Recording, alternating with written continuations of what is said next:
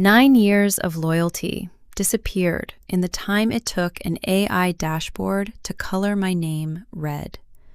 My boss called it objective data. I called it strange, because the work the algorithm couldn't see was holding our biggest client together. By 8:17 on Monday morning, my name was already glowing red on the conference room screen. Not metaphorically, literally red. 23 employees were arranged in neat horizontal rows on our new AI productivity dashboard, each accompanied by a score, a trend arrow, and a color. Green meant efficient. Yellow meant attention required. Red meant underperforming. My score was 41. At the bottom of the screen, beneath people I had trained, people who had joined 6 months earlier, and one account manager who still occasionally asked me where we stored signed amendments. Least productive. I had been a senior account manager at Calder & Rowe for 9 years. 9 years of early trains, late calls, contract renewals, emergency meetings, and client conversations that began with, "This stays between us for now." My largest responsibility was the Halcyon account, a key account worth roughly $32 million. None of that appeared beside my name. My boss, Martin, stood beside the screen with a remote in his hand and the expression of someone unveiling a new coffee machine. "The advantage," he said, "is that this removes subjectivity." I almost smiled. There is something beautifully ironic about a human being announcing that human judgment is obsolete while holding a presentation remote like a tiny royal scepter. The dashboard measured CRM activity, ticket volume, scheduled meetings, response counts, internal messages, logged tasks, and several other performance metrics. Management had spent weeks praising it as the future of algorithmic management. According to the system, I was barely working. The problem was that most of my actual work happened where its productivity tracking couldn't see it. Halcyon didn't call me because they needed another ticket opened. Their executives called when a contract clause suddenly mattered, when 2 departments interpreted an agreement differently, or when a small operational change threatened to become a 6-figure headache. I prevented problems. Prevented problems don't generate impressive ticket volume. A crisis that never happens produces terrible analytics. Martin clicked to the next slide. "Some difficult decisions are going to come out of this." That was when I noticed there was a folder on the table in front of him. My name was printed on it. 2 hours later, I was sitting across from Martin and Denise from HR in a glass meeting room we jokingly called the aquarium. Outside, coworkers moved past carrying laptops and coffee, deliberately avoiding eye contact through the transparent walls. Denise folded her hands. "Your recent productivity indicators are significantly below team benchmarks." "Recent?" She glanced at her notes. "The evaluation uses a rolling data window." "I've been here 9 years." Martin leaned forward. "This isn't about tenure." "No, apparently it's about mouse clicks." His jaw tightened. I didn't enjoy saying it, but the absurdity had finally become too polished to ignore. They showed me the numbers. Low CRM activity, below average meeting metrics, low ticket volume, a comparatively low number of documented internal interactions. What the AI productivity score interpreted as inactivity was, in reality, invisible work accumulated over years. I knew which Halcyon executive hated surprise calls. I knew which contract provisions their legal team treated as sacred and which ones had room for interpretation. I knew why a seemingly harmless reporting change from 3 years earlier had nearly derailed a renewal. Some of that knowledge existed in documents. A great deal of it existed in context, and context, unfortunately, had no convenient little green arrow. "Has anyone reviewed my account outcomes?" I asked. Martin exhaled. "The model incorporates multiple data points." That wasn't my question. For the first time, Denise looked uncomfortable. Martin didn't. He turned the termination document toward me. The phrase performance-based separation sat near the top. I read it twice. Then I looked through the glass wall toward the account management floor where I had spent almost a decade of my life. "So this is final?" "Yes." There was no dramatic shouting, no slammed door, no cinematic speech. Wrongful termination crossed my mind, certainly, but anger wasn't going to improve anything in that room. If there was a legitimate issue with the algorithmic evaluation, or with how leadership had used it, I wanted records, not theatrics. So I asked for copies of everything I was permitted to receive: my performance history, the written basis for termination, the relevant scoring information. Denise's eyebrows lifted slightly. Martin's did not. That tiny difference told me more than either of them intended. By noon, my access was disabled. A security employee accompanied me to my desk, apologizing so often that I eventually told him he didn't need to. I packed 9 years into a cardboard box: 2 notebooks, a framed photo, an old service award, a ceramic mug, and a tiny metal airplane a Halcyon executive had given me after we completed a brutal contract renewal. People watched without watching. Near the elevator, I passed Evan, 27, smart, ambitious, inexperienced, and very green on the dashboard. "I'm sorry," he whispered. "It's okay." It wasn't, but he wasn't responsible. Then his eyes flicked toward Martin's office. "They're giving me Halcyon." For 1 second, the office noise seemed to recede. Not because Evan was incapable, because he didn't know what he didn't know. Halcyon's contract wasn't simply a file.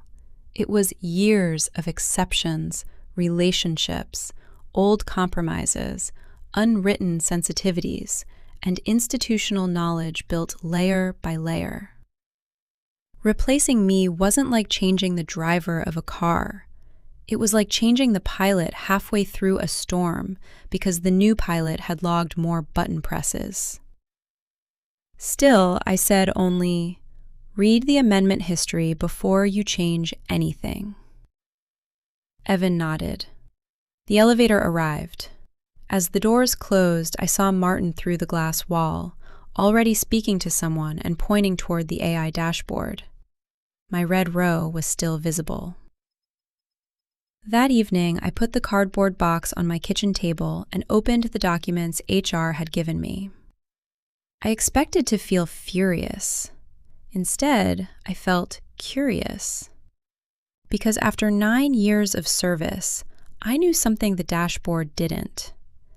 Numbers can tell a convincing story while leaving out the one fact that changes what the story means. And somewhere inside those neat performance metrics was the reason my value had become invisible. I just needed to find it. If you think a score can measure a person, wait until you see what it failed to measure. Tuesday morning felt unnaturally quiet. For 9 years, my day had started before breakfast with halcyon emails, calendar changes, and the occasional message marked urgent that turned out to mean, "Can we move Thursday's call to Wednesday?"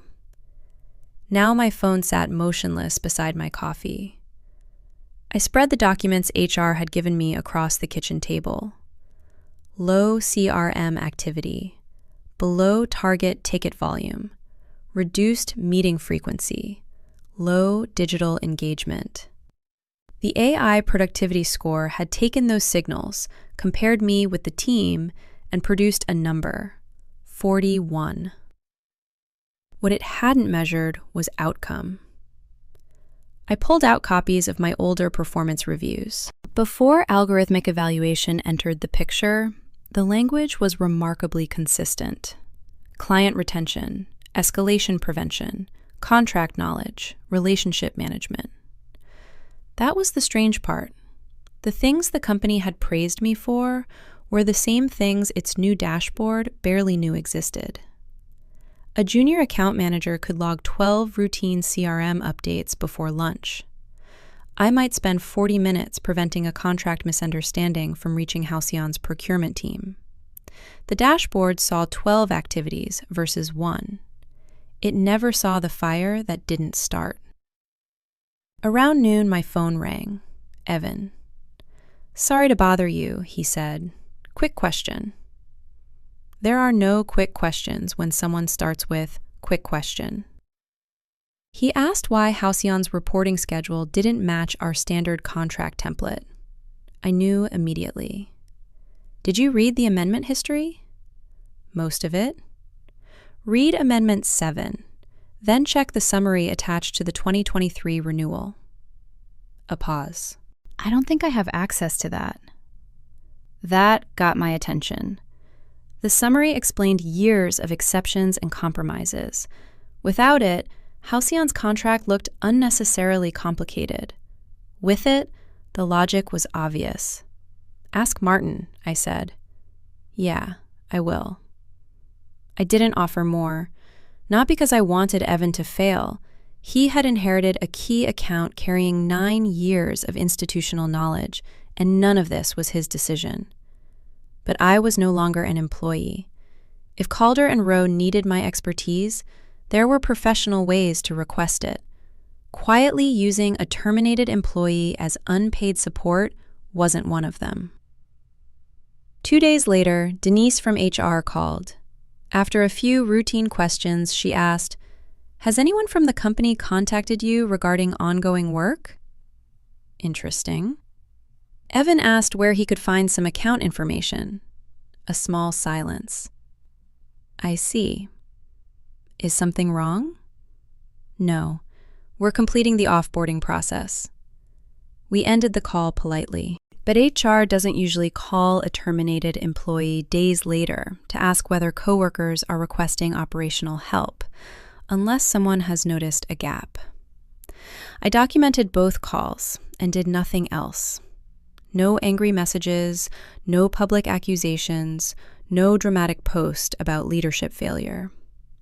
I scheduled a consultation with an employment attorney and kept every document I was legally entitled to keep. If the company had made a mistake, I wanted facts to prove it. Friday afternoon, an unfamiliar number appeared on my phone. I recognized the area code. Halcyon's headquarters. "Hello?" A familiar voice said my name. Rachel Mercer, Halcyon's Vice President of Operations.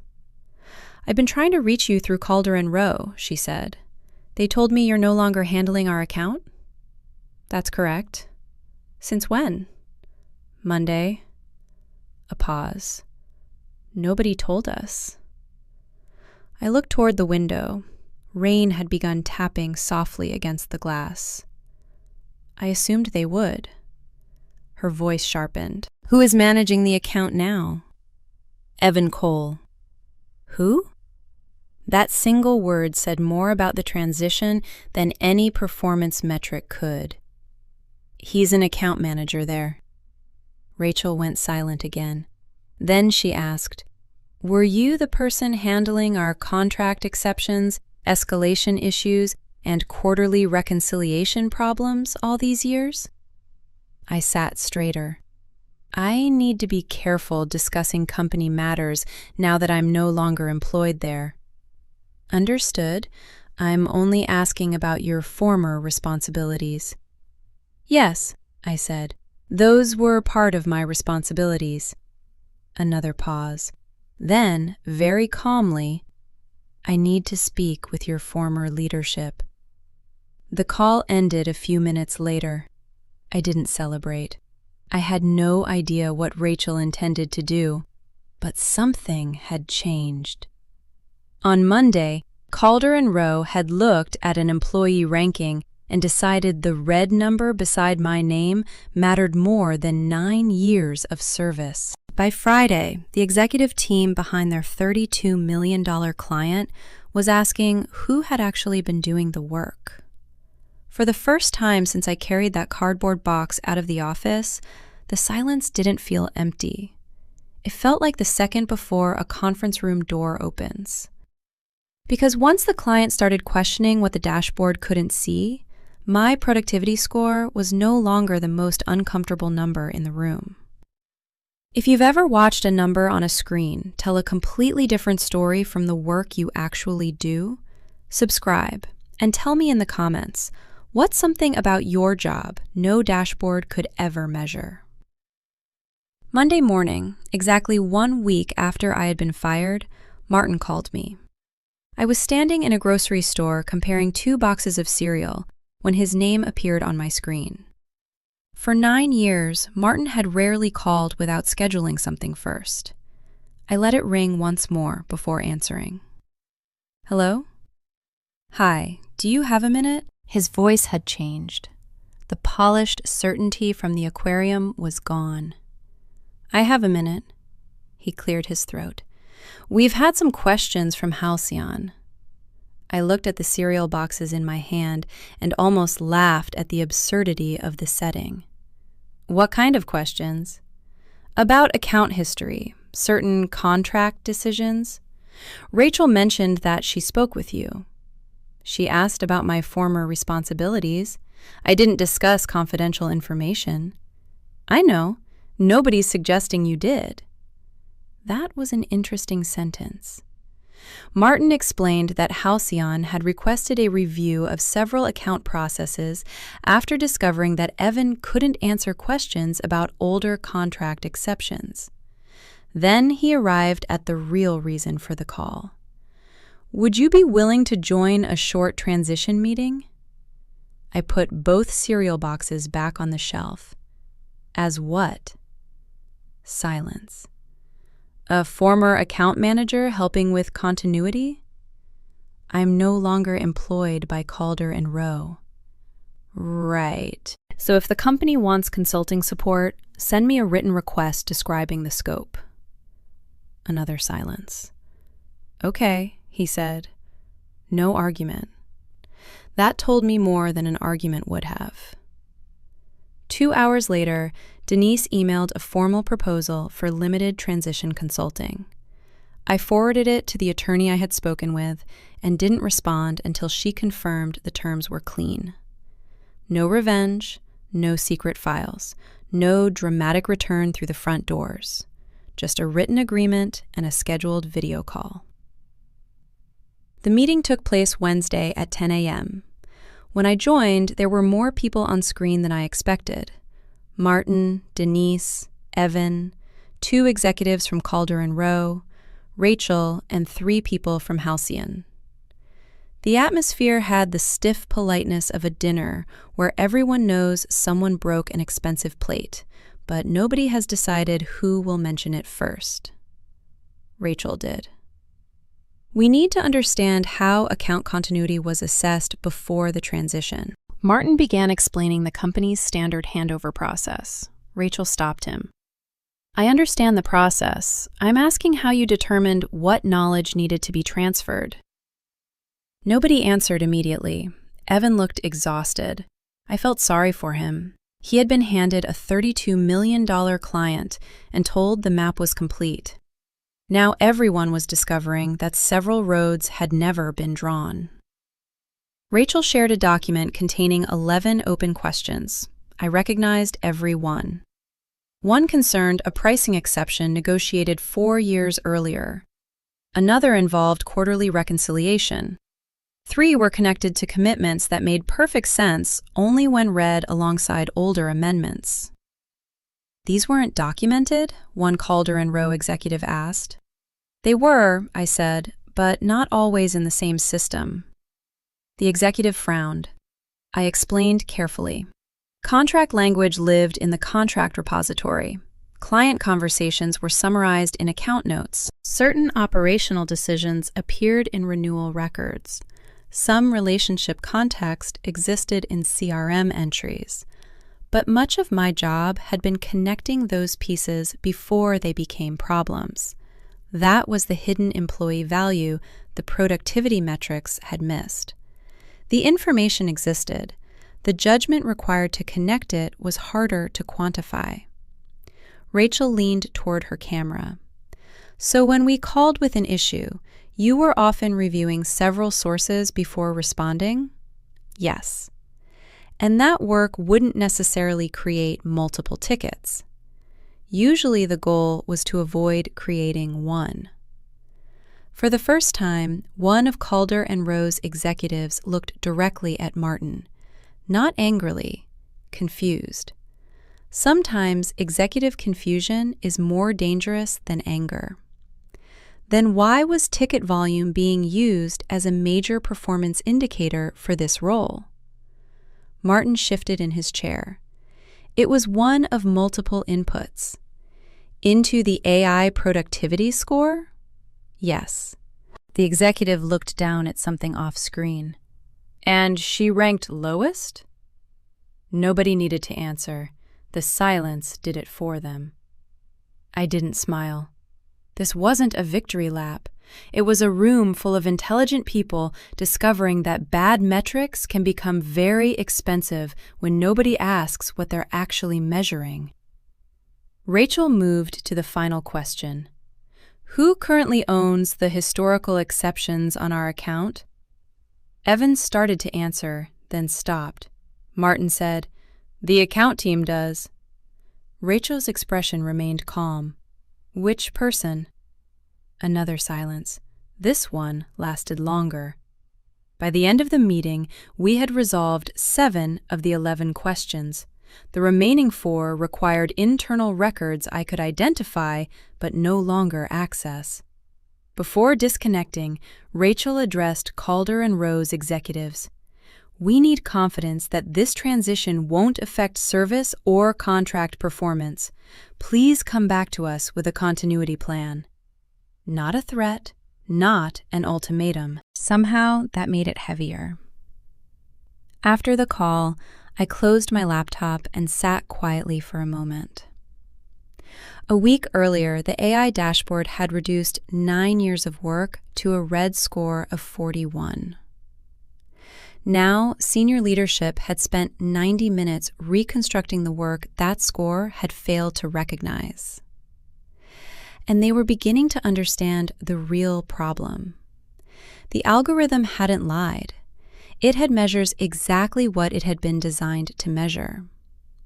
The mistake was assuming that those measurements represented everything that mattered. My phone buzzed. An email from Denise. Subject: follow-up discussion. There was one sentence in the preview. Senior leadership would like to speak with you regarding the circumstances surrounding your separation. I stared at it for a few seconds. Then I set the phone down. For the first time, they weren't asking me to explain Halcyon's account.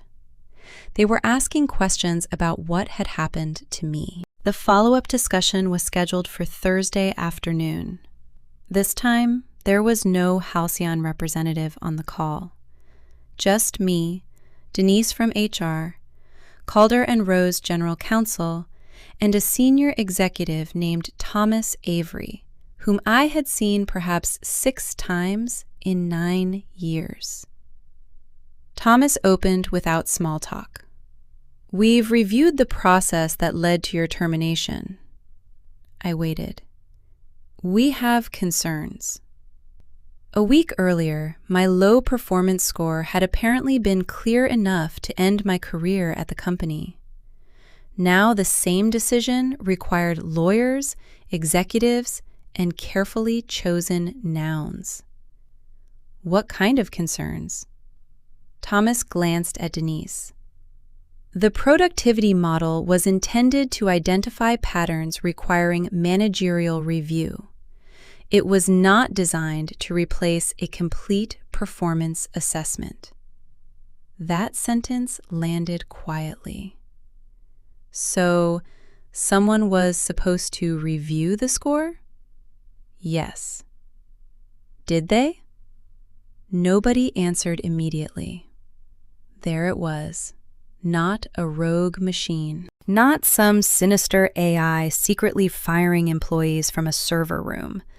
A management failure. The AI dashboard had ranked employees using CRM activity, ticket volume, meeting metrics, and other measurable signals. But the company's own guidelines required managers to compare those signals against account outcomes and historical performance before taking serious action. My 9 years of performance reviews should have mattered. My client retention should have mattered. The stability of a $32 million client should definitely have mattered. Instead, my employee ranking had become a shortcut. Thomas continued. We also reviewed how the system weighted different roles. Senior account managers, it turned out, were being compared against employees whose jobs generated far more trackable activity. More tickets, more CRM entries, more scheduled interactions, more digital footprints. I almost admired the absurdity. They had built a stopwatch and then used it to measure distance. Was that known before I was terminated? I asked. Denise looked down. The limitations were documented. That answer changed the temperature of the room. Not because it proved anyone had deliberately targeted me. It was worse in a quieter way. The limitations had existed in writing, yet human judgment had still been replaced by the convenience of an algorithmic evaluation. My attorney had advised me not to debate legal conclusions during the meeting, so I didn't. I simply asked questions. Were my previous performance reviews considered? We haven't found evidence that they were included in the final decision package, Thomas said. My Halcyon account results? Not adequately. Client feedback? No. 9 years reduced to a red box because the easiest information to count had become the easiest information to believe. Thomas folded his hands. We're conducting a broader review. How broad? The productivity system, recent employment decisions connected to it, and the management controls around those decisions. That was the first moment I understood this was no longer only about my termination. If my score had been interpreted incorrectly, other employee rankings might have been interpreted incorrectly too. I didn't know whether they had, and I wasn't going to speculate, but apparently leadership intended to find out. Then Thomas mentioned 2 words that Martin had certainly not expected when he clicked through that dashboard presentation. Board review. I felt no rush of triumph. Mostly, I remembered sitting in the aquarium while Martin told me the system removed subjectivity. It hadn't removed human judgment. It had hidden human judgment behind a number. Thomas explained that the company was temporarily suspending termination decisions based primarily on the AI productivity score. Managers would be required to document account outcomes, role-specific responsibilities, and qualitative performance evidence alongside productivity metrics. The dashboard wasn't disappearing. The blind faith in it was. Then we came to my case. General counsel spoke for the first time. We would like to discuss resolving your separation. The wording was deliberate, so was mine. I'll review any proposal through my attorney. Of course. Nobody asked me to return to my old desk. Nobody pretended the previous week hadn't happened. And I appreciated that, because apologies become meaningless when they're used as erasers. Before the call ended, Thomas said something unexpected. Halcyon has formally requested that any future account structure include continuity protections for institutional knowledge. I smiled slightly, not because they had demanded my return. They hadn't. They had demanded that Calder and Rowe stop treating experience like something that could be transferred by changing a name in the CRM. After the meeting, I walked outside. The late afternoon air was cool, and for once, my phone wasn't vibrating with emergencies. For 9 years, I had thought being indispensable meant always being available. Now I understood something different. Real professional value isn't being the person who heroically fixes every disaster. Sometimes it's knowing enough to prevent the disaster so quietly that nobody realizes how close it came. That kind of work doesn't always make a beautiful dashboard, but eventually reality sends its own report. That evening, my attorney called. I've received their proposed resolution. I stopped walking. And? It's substantial, she said. But there's something else you should see before you decide. I looked back toward the city lights beginning to appear between the buildings. For the first time, the question wasn't whether Calder and Rowe understood what had gone wrong. They did. The question was what accountability would look like now that understanding it was no longer optional.